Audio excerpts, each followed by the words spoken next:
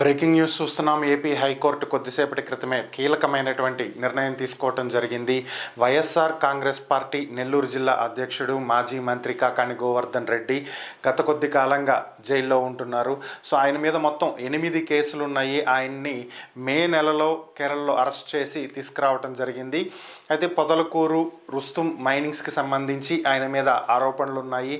So అప్పుడు ఆయన మీద కంప్లైంట్ ఇచ్చినటువంటి నేపథ్యంలో పొదలకూరు పోలీసులు ఆయన్ని అరెస్ట్ చేయడం జరిగింది. సో దీనికి ఈరోజు ఏపీ హైకోర్టు ఈ కేసు మీద కీలకమైనటువంటి తీర్పు వెలువరించడం జరిగింది. మొత్తం ఆయన మీద ఉన్నటువంటి 8 కేసుల్లో కూడా ఆయనకి బెయిల్ రావటం జరిగింది. ఓవరాల్గా కొన్ని సెక్షన్ల కింద ఆయన మీద కేసు నమోదు చేయడం జరిగింది. ముఖ్యంగా ఈ రుస్తుం మైనింగ్స్కి సంబంధించి కాకాణి గోవర్ధన్ రెడ్డి అనుచరులకు పాత్ర ఉంది అంటూ పోలీసులు కేసులు నమోదు చేయడం జరిగింది. ఆయన కూడా A4గా దీంట్లో చేర్చడం జరిగింది.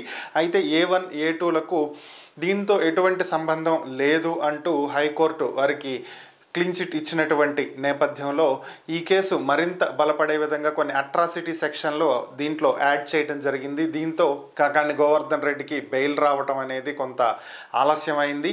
ఓవరాల్గా 8 కేసుల్లో బెయిల్ వచ్చినటువంటి నేపథ్యంలో ఆయన రేపు విడుదలయ్యేటువంటి అవకాశం ఉంది. కొద్దిసేపటి క్రితమే తీర్పు వెలువరింది. ఈ జడ్జిమెంట్ కాపీస్ జైలు సూపరింటెండెంట్కి వెళ్ళాలి కాబట్టి ఒకరోజు సమయం పట్టేటువంటి అవకాశం ఉంది. ఈ కాపీస్ ఇస్తే రేపు కాకాణి గోవర్ధన్ రెడ్డి విడుదలయ్యేటువంటి అవకాశాలు కనిపిస్తున్నాయి.